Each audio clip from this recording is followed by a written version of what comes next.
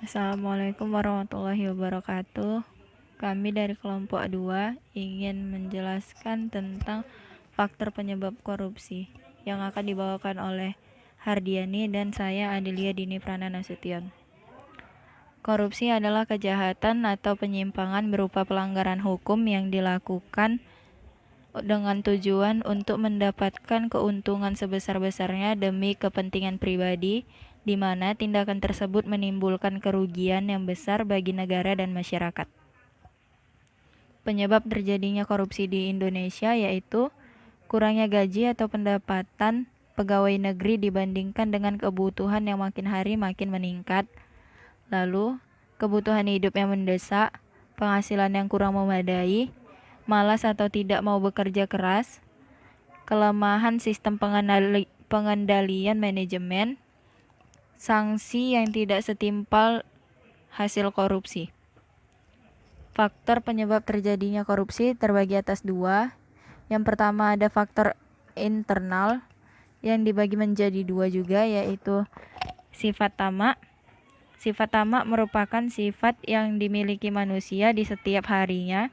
Pasti manusia menginginkan kebutuhan yang lebih dan selalu kurang akan sesuatu yang didapatkannya.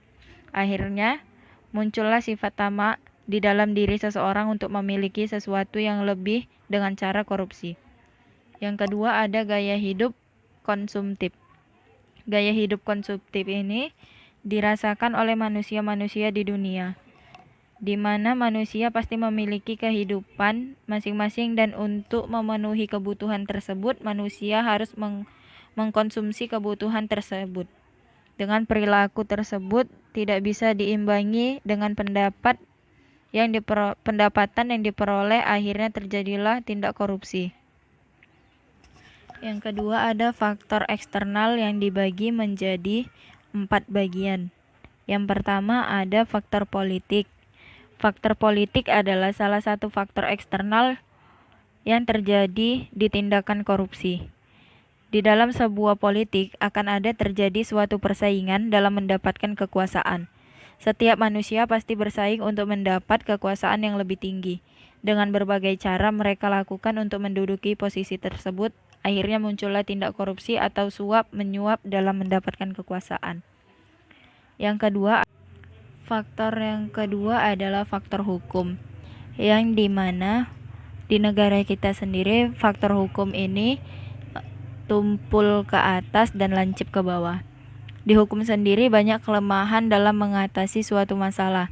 Sudah dibuktikan bahwa banyak praktek-praktek suap menyuap lembaga hukum terjadi dalam mengatasi suatu masalah. Sehingga dalam hal tersebut dapat dilihat bahwa praktek korupsi sangatlah mungkin terjadi karena banyaknya kelemahan dalam sebuah hukum yang mendiskriminasi sebuah masalah. Yang ketiga ada faktor ekonomi. Faktor ini sangat jelas dijadikan sebagai penyebab terjadinya tindak korupsi. Manusia hidup pasti memerlukan kebutuhan, apalagi dengan kebutuhan ekonomi itu sangatlah dipentingkan bagi manusia. Bahkan pemimpin atau penguasa berkesempatan jika mereka memiliki kekuasaan sangatlah ingin memenuhi kekayaan mereka. Di kasus lain, banyak pegawai yang gajinya tidak sesuai dengan apa yang dikerjakannya, yang akhirnya ketika ada peluang mereka didorong untuk melakukan korupsi. Yang keempat ada faktor organisasi. Faktor ini adalah faktor eksternal dari penyebab terjadinya korupsi.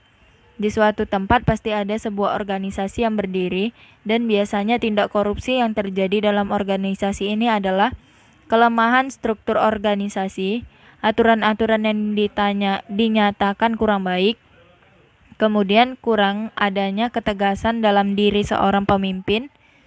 Di dalam suatu struktur organisasi akan terjadi suatu tindak korupsi jika di dalam struktur tersebut belum adanya kejujuran dan kesadaran diri dari setiap pengurus maupun anggota.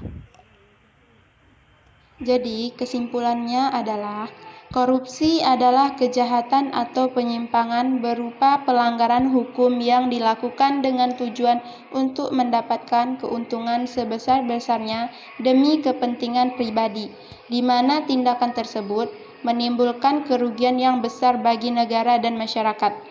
tindak korupsi bukanlah peristiwa yang berdiri sendiri. Perilaku korupsi menyangkut berbagai hal yang sifatnya kompleks.